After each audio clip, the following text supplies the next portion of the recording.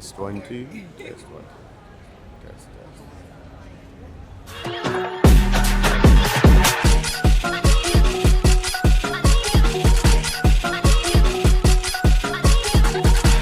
What's up, everybody? This is Q. I'm here with Daniel Baugh.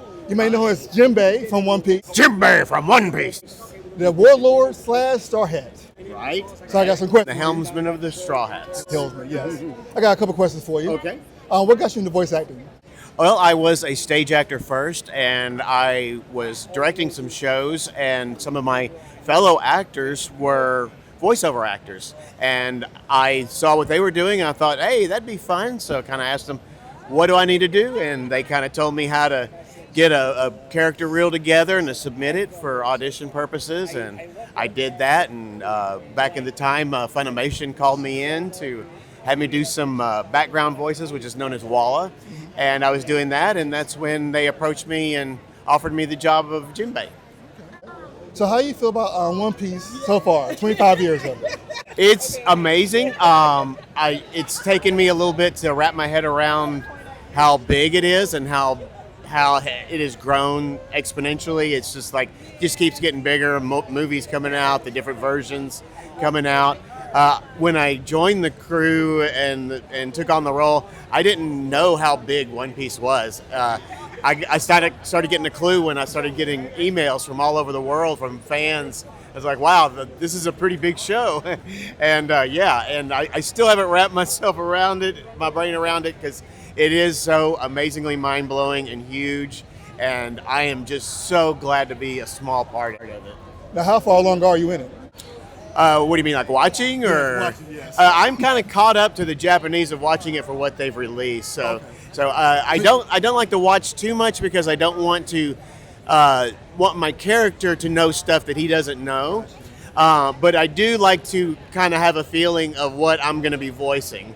So I'll go in and I'll just put the show on, and I'll just scan it real fast. And when I see a big blue blob, I freeze it, and that's when I find out if he's saying anything. Gotcha. So Jinbei's voice is very strong and powerful. Big, gruff. Yeah, they asked me to do he said when they described the guy, he said he was a big man, he's a warlord, a gangster kind of guy.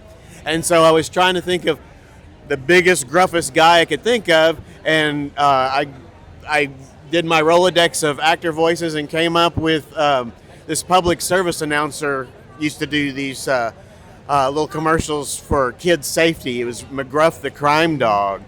And so basically it's McGruff the crime dog. Take a bite out of crime. But it's a little bit different. I just tweaked it a little bit. Not everybody can hear that now. Yeah.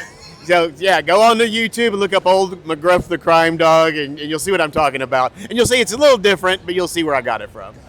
Any advice to people who want to get in the industry like you? Absolutely. People are always asking me, how do I get into this? It looks like fun. It is fun. It's a lot of fun. It's a lot of hard work. It's a lot of technical work.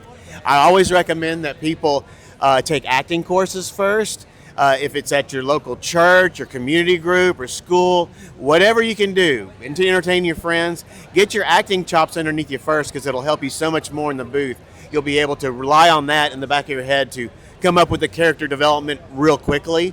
So I would take acting courses first, and then when you get comfortable with doing some acting, look into some of the seminars that voice actors train people. They're a little expensive, but they're well worth it. The insight that you get is amazing, and the teachers usually are connected in the business somehow. So if you're really good at it, it'll be known. So yeah, that's the way to go. Acting courses, and then voice-over courses.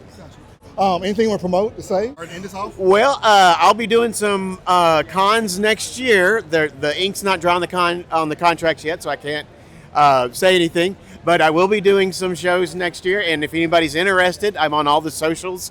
Look me up, get in touch with conventions, etc., and I'll come to a town near you if possible. All right, thank you so much for a quick interview. Thank y'all for watching. Thank you.